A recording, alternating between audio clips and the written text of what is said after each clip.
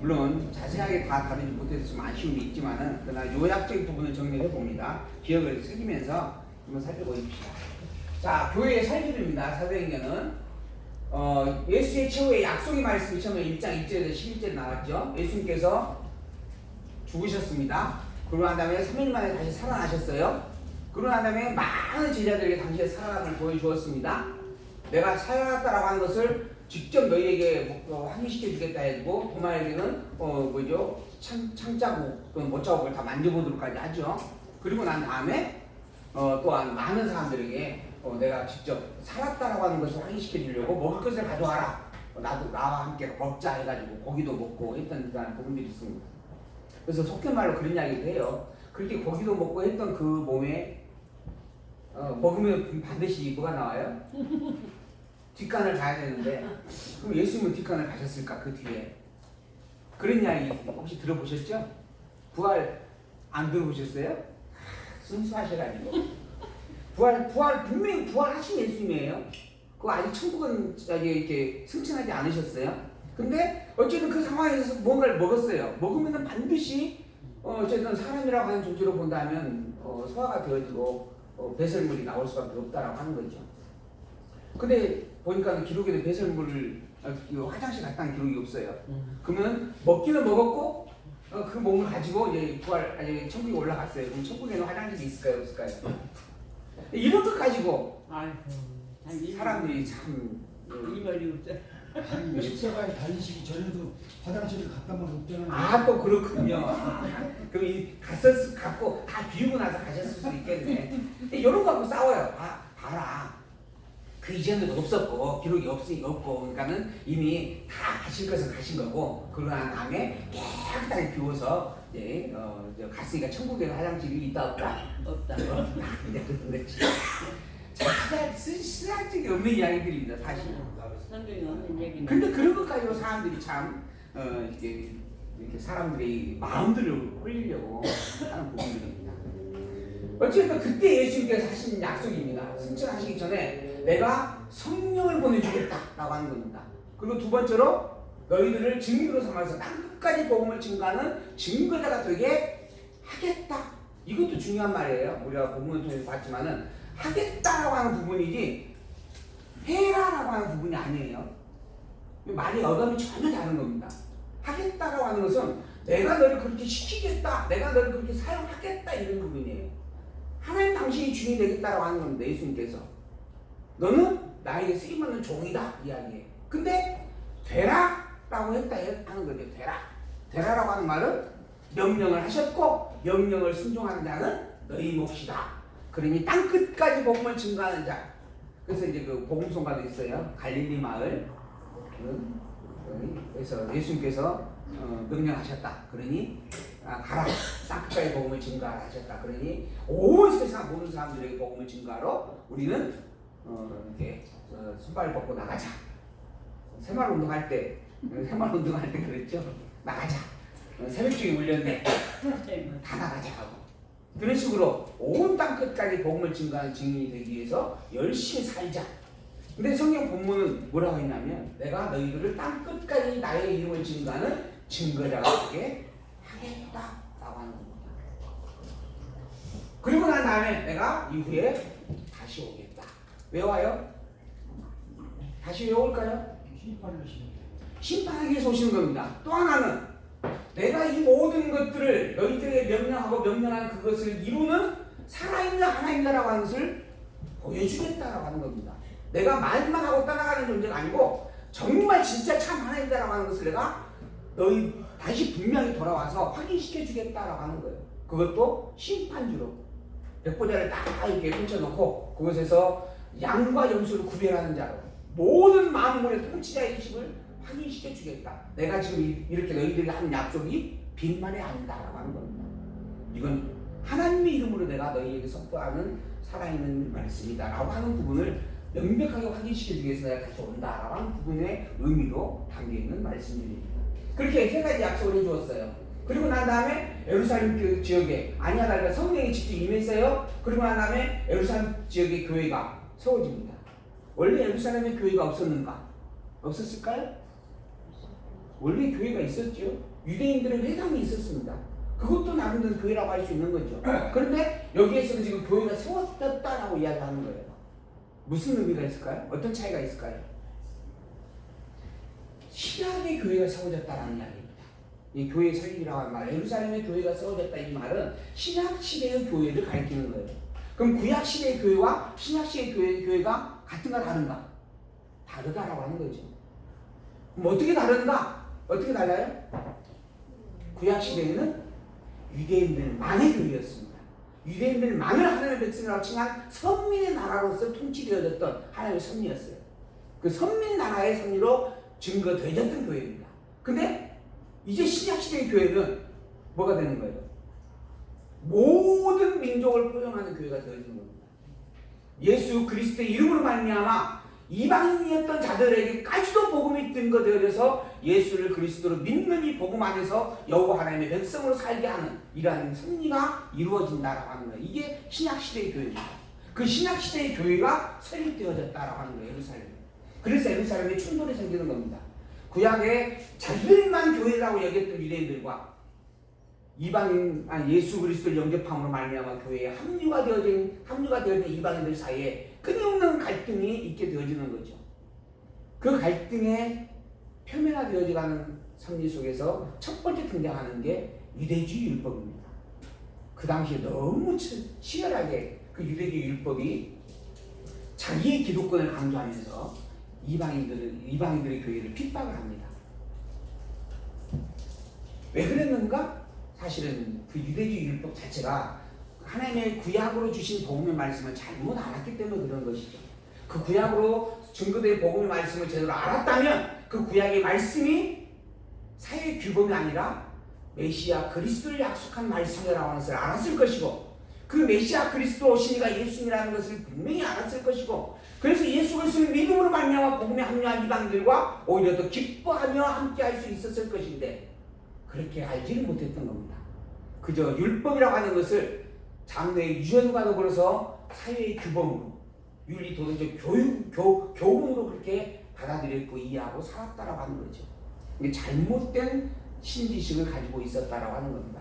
그러니 그렇지 않아도 섭리 자체가 선민으로서의 섭리와 온 인류로서의 섭리로 이렇게 전혀 다른 양상이 나타나고 있는 현상인데 알기를 또 잘못 알고 있으니 이거는 싸움이 일어날 수밖에 없는 것입니다. 그래서 그들이 자기의 그 기득권을 가지고 끊임없이 이방인들을 짓밟고 때리고 매질하고 내쫓고 했던 것입니다. 그것도 그 일에 앞장섰던 자들이 누구입니까? 대제사장이에요. 하나님의 말씀을 가장 가까이서 늘 섬겼다라고 하는, 그리고 늘 읽고 백성들을 가르치기까지 하고 있는 그 대제사장이 그 일에 선두 역할을 하고 했던 겁니다. 그만큼 하나님의 말씀을 아는 것이 잘못되어져 있었다라고 하는 거죠. 어쨌든 그런 상태에서 이제 참된 교회가 예루살렘에 세워지게 되어졌다. 성령이 강림하여 있고 성령 강림을 통하여서 복음이 확증되어졌고 그 복음을 가진 자들의 말씀이 점점 굳게 세워져가게 되어진 것이다. 그리고 이어서 이제 사도 바울을 부르시고, 그리고 사도 바울을 통해서 이방인 지역에까지 복음이 증거되어져 가서 참된 교회가 설립되어지도록, 신약교회가 설립되어지도록 하나님께서 섭리하셨다. 이방 지역의 교회를 설립하시고 말씀이 전파되게 하시고, 그리고 이방의 다른 기타 지역에까지도 복음이 증거되어서 교회가 세워지게 하시는 것이다. 그리고 난 다음에 이제 마지막 사도 바울이 로마로 가게 되어졌고, 로마에서 2년의 기간 동안 있으면서 복음을 증거하게 되어졌고, 그리고 잠시 풀려났다가 다시 감옥에 갇히게 되어지는 그런 과정들이 기록되어 있는 부분들입니다. 이게 사도행전 21장 17절에서 28장까지의 내용. 로마 교회가 어떻게 설립되어졌는가? 사도 바울이 왜 로마에 가게 되어졌고, 그리고 로마 교회가 어떻게 설립되어지게 되어졌는가? 근데 아까 이야기 되어졌던 부분은 이 로마 교회가 설립되기 전에 로마서가 지금 보내졌다라고 하는 겁니다. 그러니까 그 이전에 로마에 개별적 믿음을 가진 자들이 있었다라고 하는 거예요. 그리고 그러한 모임 속에서 이제 바울이 직접 로마에 가서 교회를 구성을 하고, 그리고 교회를 이제 설립하게 되어졌다라고 하는 부분 내용들이 기록되어 있다 하는 겁니다. 자, 그러한 교회를 향해서 이제 교회를 양육하게 되어집니다. 복음으로 양육하는데 그 복음이란 하나님의 의로 말미암아 우리에게 주어지는 것이다라고 하는 것을 첫 번째로 선포합니다. 사람이라고 하는 것이 가장 간사한 것 중에 하나가 뭐냐면 어떤 일을 행하게 되어지면 그것을 내 것이라고 여기는 겁니다. 왜 그런가요? 왜 그런 일이 가장 먼저 나타날까요? 타락이 있기 때문에 그런 겁니다. 타락이라고 하는 것이 뭔가요? 선악을 아는 기준에 선악과를 따먹는 거예요. 그걸 풀어서 이야기하면 선악의 심판자가 누구예요? 오직 하나님밖에 없습니다. 모든 만물을 만드신 그분이 옳다 그르다라고 명령하고 판단하고 심판할 수 있는 권한을 가지고 있는 건 당연한 겁니다. 그런데 그런 절대 기준자로서의 하나님이 가지고 있는 권한인데 그걸 인간이 갖겠다라고 하는 겁니다. 처음에 그런 생각도 없었죠. 하나님으로서 만들어진 피조물이기 때문에. 근데 사단이 와서 자꾸 꼬드기는 겁니다. 이 말을 하고 저 말을 하고. 그러다 보니까 귀가 열리네? 그러면서 굴러가는 거죠. 그래가지고 한번 따먹어나 볼까? 하고 따먹었습니다. 근데 그게 하나님의 말씀을 어기는 일이었다라고 하는 거예요. 하나님에 대해서 싫어하는 일이었다라고 하는 거예요. 하나님이 악이라고 규정한 일이었습니다. 그 악이라고 규정한 게 뭐였냐면 인간이 선악과를 따먹고 선악의 기준자가 되는 거예요. 선악을 아는 일을 하나님이 싫어하셨다라고 하는 거죠. 근데 선악과를 따먹고 인간이 스스로 선악의 기준자가 되어져 버렸습니다. 그 기준자인 타락된 속성이 끊임없이 어떤 일을 행하든지 간에 내가 왕이다, 내가 주인이다 라고 주장하는 거예요. 그런 생각이 끊임없이 나는 겁니다. 교회가 되어진 성도도 마찬가지입니다. 아까 말씀드린 것처럼 아직 타락한 육체를 입고 있기 때문에 그런 거예요. 중생이기 때문에 그런 겁니다. 이건 지상교회에게만 있는 현상이에요. 천상교회는 없습니다.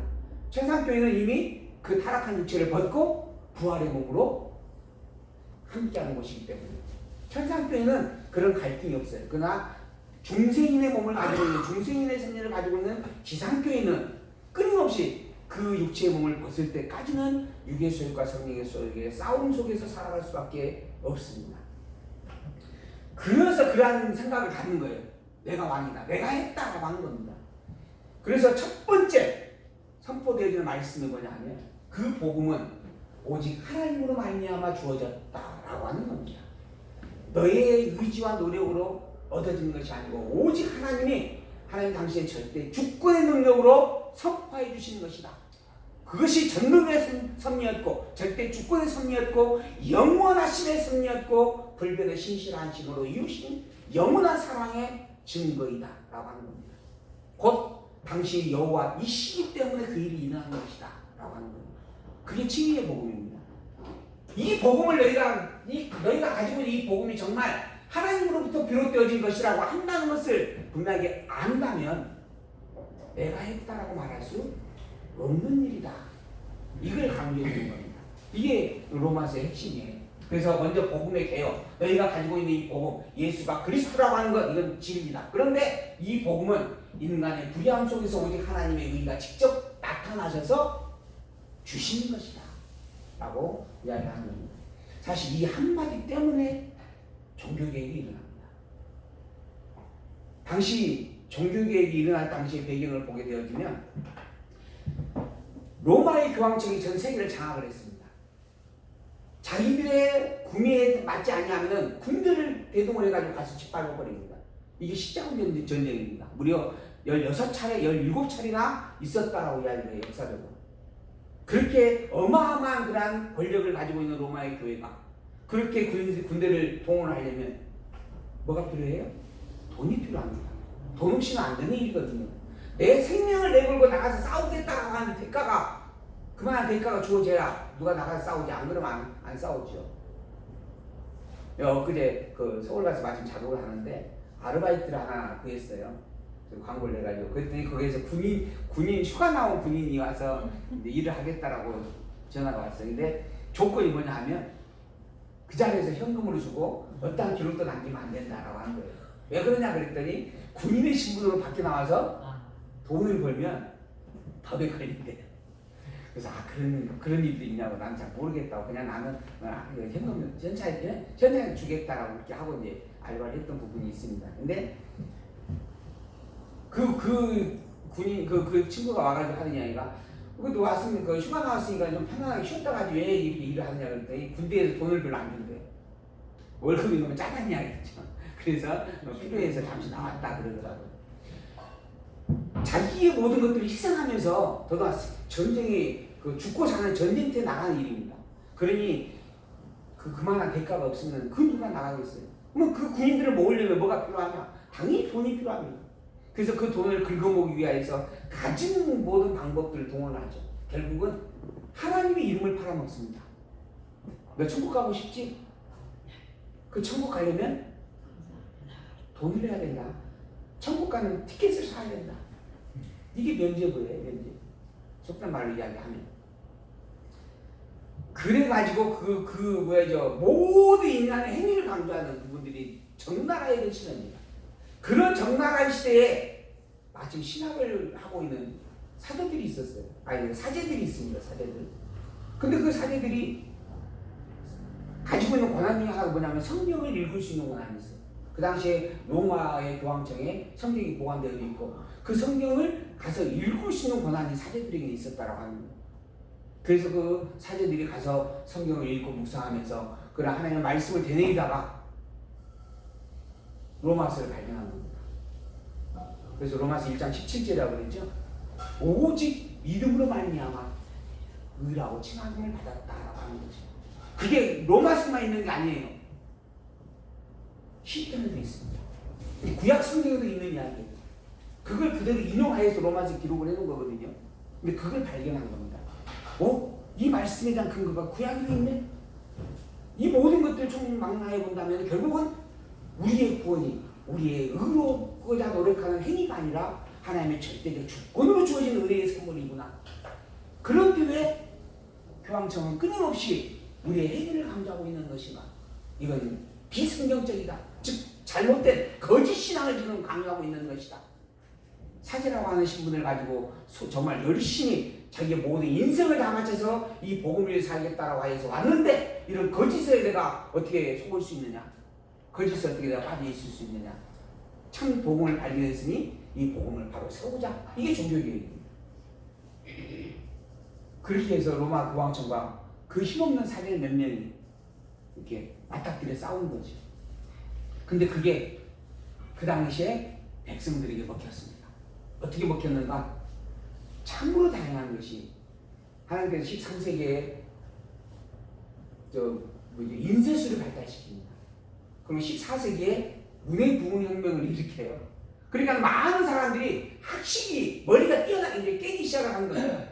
우리나라가 교육열이 전 세계에서 제일 높다 그러잖아요. 그래서 민주주의의 발걸음도 정말 모든 나라들이 우리나라를 이렇게 닮을 정도로 지금 부러워한다라고 이야기해요. 근데 그건 어떻게 보면은 그 지식이 머리가 껴있었기 때문에 가능한 일이다라고 평가하는 부분들이 있습니다. 그러한 것처럼 그 문해부흥의 혁명시대에 살던 백성들이 그 무식한 백성들이 배움을 받게 되어진 겁니다. 거기에다가 인쇄술이 발달하면서 성경이 쪼각쪼각 분해가 되어져가지고 인쇄가 되어서 퍼지기 시작하는 거예요. 그 과정 속에서 사제들이 자기 신앙의 고백으로 진리의 복음을 선포하게 되어지자 거기에 합류가 되어졌던 거죠. 그렇게 해서 종교개혁이 비롯되어졌다라고 하는 겁니다. 어찌됐든 이러한 하나님의 의로 말미암아 이루어진 것이다라고 하는 것을 아는 절대적 주권의 섭리를 선포하고 있는 말씀. 그리고 난 다음에 그런 교회로 하여금 화합을 이루고 견고하게 세워져가게 하는 말씀. 더불어 다시 한번 복음이란 오직 은혜다. 그 은혜에 대한 우리의 행할 일은 뭐예요? 오직 찬양뿐이야 라고 하는 것을 갈라디아서를 통해서 증거를 해줍니다. 그리고 나는 교회의 무장, 교회의 투쟁, 교회로 하여금 진리로 무장시킵니다. 의의 갑주를 입으라고 그러죠. 말씀으로 의의 갑주를 입고 그다음에 성령의 검을 갖고 막 그런 이야기 하잖아요. 그렇게 해서 교회가 무장하게 되어지고 그런 무장을 통하여서 교회가 정말 하나로 아주 똘똘 뭉쳐지게끔 승리하게 되어지고 그리고 그런 뭉쳐짐을 질서 속에서 이루도록 가르쳐 주시는 말씀들입니다. 그게 교회의 무장이에요. 그러니까 교회라고 하는 것이 지금 현재 이 땅에서 우리가 머물러 있는 동안에는 다 각각 개인적으로 찢어져 있잖아요. 그러니까 이 부분들을 하나로 모을 수 있는 부분들이 어떠한 부분들이 있는가. 하나님께서 이 세상의 섭리의 방법을 통해서 이루어 가시는 부분들입니다. 그거 하나가 바로 서로 믿는 것과 아는 것을 하나 되게 하시는 거예요. 그러고 나면 그것은 또한 조직적 질서와 체제 속에서도 규합해 가는 부분들입니다. 이렇게 무장을 시키고 난 다음에 이제 실제로 이제 거짓 비치주의와 싸우는 거예요. 유대주의와 첫 번째 싸웁니다.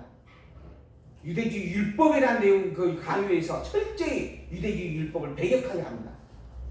율법으로 말미암아 우리가 얻은 것이 아무것도 없다. 율법으로 말미암아서는 오직 죄뿐이고 사망뿐이다.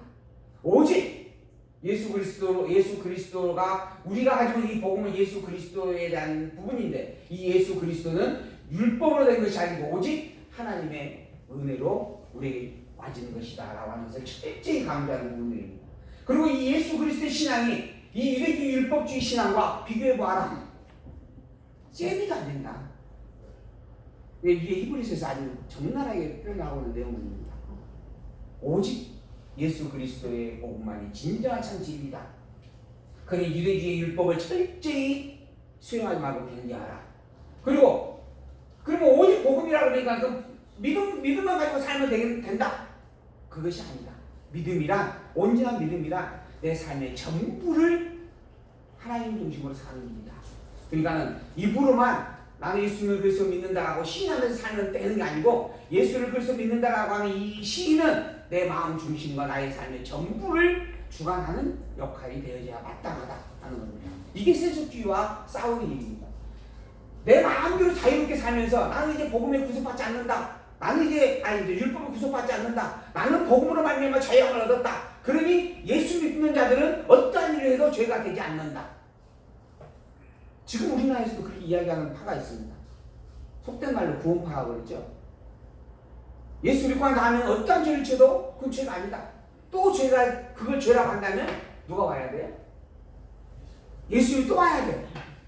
근데 예수님은 단 한 번밖에 안 오셨잖아요. 또 안 오실 거잖아요. 그러니 그걸 죄라고 하면 안 된다.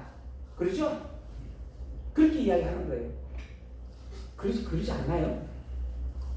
우리가 어차피 이미 예수님을 말미암아 한번 다 구원을 받았고 구원 받았으니 그 뒤에 일어나는 모든 것들은 죄하고는 사실 아무 상관이 없다고 해야 되지 않겠어요? 한번 생각을 더 해보셔요. 그게 맞는가 안 맞는가. 근데 어쨌든 그렇게 이야기하는 부분들이 있으면 이 세속주의가 그거예요. 그럼 성경은 뭐라 하는가? 그게 뭐라 그래요? 틀렸다 하는 겁니다. 그게 틀렸다. 그래, 그렇다고 하면 그러면 어떤 것이 맞는 것인가? 비록 믿음으로 말미암아 구원을 받았지만 죄를 지으면 안 된다. 그러니까 구원받고 난 이후에는 율법이라고 하는 규율을 통하여 나를 되새겨보고 살펴야 된다. 하나님 예수님께서 그 모세의 율법은 아니지만 예수님께서 새 율법으로 우리에게 율법을 주셨다. 그러니 예수님께 주신 그 율법의 규례를 잘 살펴서 성령의 9가지 열매를 맺기 위해서 열심히 살아야 된다. 죄 짓지 말고. 이게 이제 새 율법주의예요. 이렇게 또 이야기합니다. 좀 어렵죠. 오늘 서론이라 좀 어렵습니다. 이제 본문에서는 조금 자세하게 풀어져 있는 내용들이니까. 근데 이것도 틀린 내용이다. 왜 틀렸는지는 우리가 다음 시간에 이제 공부해 가면서 확인을 해보도록 하고요. 마지막은 그들이 다 사실은 적그리스도다. 적그리스도가 뭐예요? 나중에 14만 4천 명이 있고 그럼 7년 대환란이 있고 그때 뿔 달린 사자가 나타나고 막 그러잖아요. 짐승의 원수 나타나고 그때 나타나는 어떤 그 대장이 적그리스도다. 근데 여기서도 적그리스도 이야기해. 적그리스도. 여기서 말하는 적그리스도는 누구인가? 유대주의, 율법주의자, 세속주의로 살아가는 자. 이게 사실은 적그리스도다. 이 모든 것들은 그리스도의 힘을 빙자해서 그리스도를 팔아먹고 있는 자들이다. 우리 집사님 아까 기도하시면서 하신 말씀처럼 하나님의 이름을 가지고 장사하고 있는 자들이다 하는 겁니다. 적그리스도다 그들은. 그래서 그리스도에 대해서 분명히 확정을 해줍니다. 그리스도란 바로 이분이 그리스도다. 이분 이외에 다른 모든 미혹하는 자들은 거짓된 자를 가리키고 있다. 성경은 분명히 이야기합니다. 우리의 구원을 이룰 자는 오직 하나밖에 안 주셨다. 그 이름이 바로 오직 예수님입니다. 예수님만이 우리의 그리스도고 예수님 위에는 그 누구도 내가 보낸 자가 없다. 이게 성경의 말씀이에요. 그러니까 예수님을 그리스도 믿는 것, 그리고 정말 예수가 그리스도가 맞는 거라고 하는 확정 분명하게 다시 한번 확인해 주는 거예요. 그리고 난 다음에 그 외에 다른 이야기를 하는 자들은 다 경계하라. 그들은 거짓된 지도자이다. 그들은 복음이 아니라, 복음 반대가 뭐예요? 복음 반대가 뭘까요? 복음이 아니다. 그들은 참 복음이 아니고 거짓 복음이다. 이렇게 해야 되겠네요. 그렇게 이야기해 주는 내용들이 마지막 부분입니다. 그리고 나서 마지막에 요한계시록에서 이 복음을 간직한 자는 어떻게 될 것인가? 천국의 백성으로 굳게 서서 지옥에 있는 백성들 향하여 당당하게 내가 옳았다, 내가 맞았다 라고 이야기할 수 있는 자가 된다. 내가 진정한 참 승리자다. 내가 과거에 살아오는 삶 속에서는 너희들에게 짓밟힘을 당하고 괴롭힘을 당하고, 사실 이 희망교회와 저기에 있는 그 휘황찬란한 큰 교회 비교가 됩니까? 거기는 아마 재산으로 따져도 몇 배 되나요? 혹시 아시는 분들? 우리는 몇백만이 아니고 여기는 우리 보증금이, 우리 얼마 보증금 1,000만 원이죠? 우리 보증금 1,000만 원짜리 월세, 여기하고 어떻게 비교가 됩니까?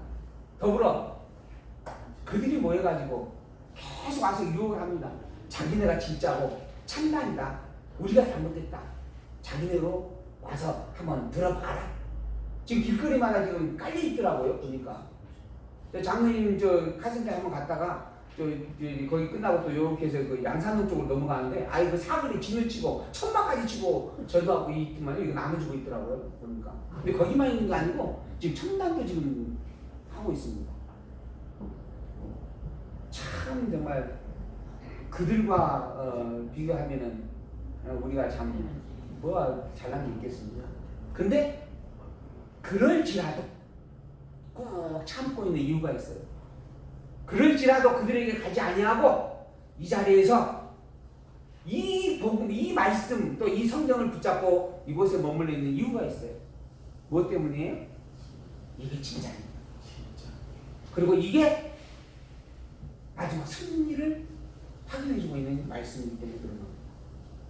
우리가 몇 명이 되지 않을지라도, 그리고 살면서 힘들고 어려운 일을 혹시 당할지라도 결코 우리가 이 자리를 떠나지 않는 담대함으로 끝까지 함께하기를 소망합니다.